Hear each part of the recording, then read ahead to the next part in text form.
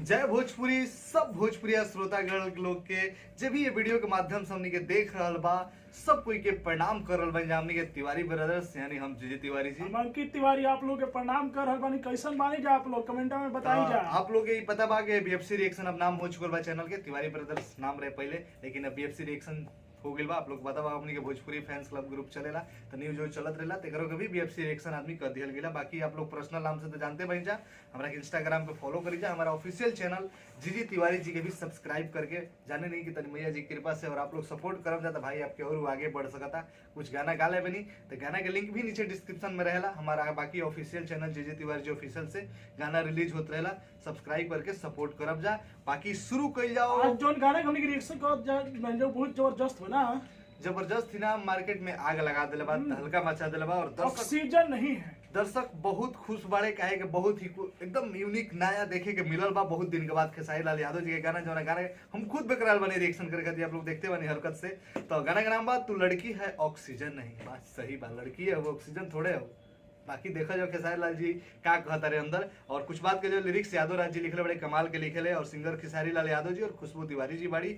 Music है rap ओम झा कैले बड़े, रैप भी बाटे में थोड़ा तो ओम झा जी कैले बड़े और डीओपी कमल के कुंवंत बाड़े, बहुत लोग बाटे, चली ज्यादा ना पढ़ल जाई।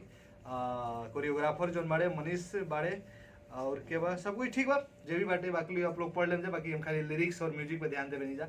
तो चलिए रिएक्शन शुरू कर जाओ, लेकिन आप लोग लाइक शेयर जरूर करम जा। जितने आप लोग लाइक शेयर करम जा, जितने ज्यादा जौना स्टार के रिएक्शन पे व्यू आवेला उतना मन खुश होला। और आप लोग सच बताई तो खेसारी लाल यादव जी के हर एक रिएक्शन पे बहुत ज्यादा व्यू आवेला, यही से उनका हर गाना के पुरान गाना के भी रिएक्शन करे के मन करला। तो आप लोग ऐसे सपोर्ट और प्यार बनेले रह जा और शेयर और लाइक ये वीडियो के हमारे टारगेट बा 5000 लाइक जरूर दी जा। चलिए शुरू कर जाओ। वाह खेसारी लाल जी पंजाबी अंदाज।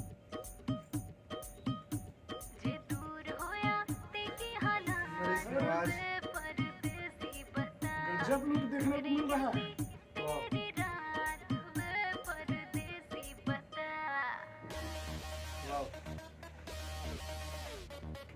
सारा विदेशी भरल बड़ी सब सारी यादव देखे खूबसूरत भी लग रहा बड़ी। तू छोड़ गई दिल तोड़ गई चल कोई मैं तड़पा और तू रोई नहीं चल कोई नहीं। तू छोड़ गई दिल तोड़ गई चल कोई नहीं मैं तड़पा और तू रोई नहीं चल कोई नहीं। अब तेरे लिए मैं रोऊं सारी रात ना मैं सोऊं, एकदम अब तेरे लिए मैं रोऊं सारी रात ना मैं सोऊं, ऐसा रीजन नहीं। तुझे क्या लगा मुझे छोड़ देगी और मैं मर जाऊंगा? तू लड़की है लाइन बड़ा अच्छा लगा, तू लड़के ऑडियो सुन। कोई खेसारी भैया तू लड़की है कोई ऑक्सीजन नहीं, ऑक्सीजन नहीं। ये चीज नया देखे के मिलल बा। मैं पड़ा था तेरे प्यार में तुझे मान के बेबी अपना, तुझे डेट किया तेरा वेट किया भाई बड़ा अच्छा अंदाज लगा था नया। बैकग्राउंड में लड़की रही करना पड़ी। मैंने केयर किया हर बात तेरे से शेयर किया और तूने बेबी कहीं और अफेयर किया। हाँ जो दिल पे लगा टूटी टॉप यू गम तेरा कौन जाएगा, छोड़ो गुस्सा रखो फीलिंग फेज में ये प्यार फिर से जाम जाएगा। रंग दी दिल की दीवारी वाइट पेंट से तेरी यादों को धोया डिटर्जेंट से। बवाल मेरे बाबू मेरे सोना तुझे क्या हो गया, काहे मुझसे तू ऐसे खफा हो गया। अब दिल से दिल ये मिले फिर प्यार के फूल खिले, ऐसा सीजन नहीं। तुझे क्या लगा कि तू छोड़ के चली जाएगी तो मैं सूखे पत्ते की तरह बिखर जाऊंगा? सही बात है। घंटा तू लड़की है लाइन बड़ बढ़िया लगा था नया है। कोई ऑक्सीजन जियो खेसारी भैया तू लड़की है कोई विदेशी लड़की काफी लोग होते हैं। ऑक्सीजन नहीं। बवाल मचाती है। करता वीडियो बात मने ना करत रहे कि खत्म हुई, बड़ी जल्दी खत्म हो गई। हम सोचने कि और कुछ देखे के मिले। फुले वीडियो रहे नु फुल वीडियो बड़ा जल्दी खत्म हो गया भैया लोग। देखिए वीडियो कमाल के रहे, ड्रेसिंग भी अलग अलग बाटे, खेसारी लाल यादव जी के लुक भी अलग बाटे।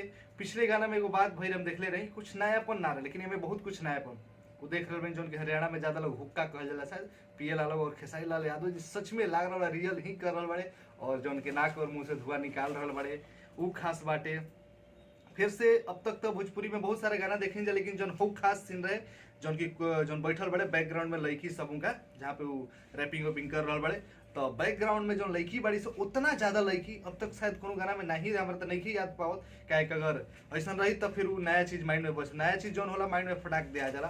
तो काफी कुछ नया रहे, अलग भी रहे, और विदेशी लड़की कुछ ज्यादा ही लोग लिए सब। और सबसे खास बात जो शुरुआत में खेसारी लाल यादव जी पंजाबी लुक में, पंजाबी मुंडा में के लुक में जो बाड़े काफी कमाल के बाटे, देखे अलग वाला बाटे। बतरा लुक के। और हिंदी में भी लिरिक्स बाटे, तो कहीं ना कहीं सिर्फ ही गाना भोजपुरी दर्शक ही ना, पंजाबी दर्शक और बॉलीवुड हिंदी सुने वाले दर्शक के भी अट्रैक्ट करी। बाकी आप लोग के वीडियो कैसा लगल बा, और वीडियो के कितना स्टार, हमें तो स्टार देवे का औकाते नहीं के वीडियो के, जबरदस्त बाटे। आउट मतलब का जब स्टार हमने भी रही नहीं के 10 रही तो 10 स्टार से है तो ऊपर बाटे। 5 बाकी आप लोग 5 हमने के स्टार। रिएक्शन के कितना स्टार देम जा नीचे कमेंट सेक्शन बताई जा, और ज्यादा से ज्यादा रिएक्शन के शेयर कर जा के और खेसारी लाल यादव के फैन तक पहुंचे। लाइक करी जा, कमेंट करी जा, और चैनल के जरूर सब्सक्राइब करके घंटी वाला बटन दबा लेम जा, और ये भाई पे प्यार आशीर्वाद बनेल रह जा, हमारे गाना के सुन के शेयर करके। लव यू, जय भोजपुरी, एकता बना के राखी।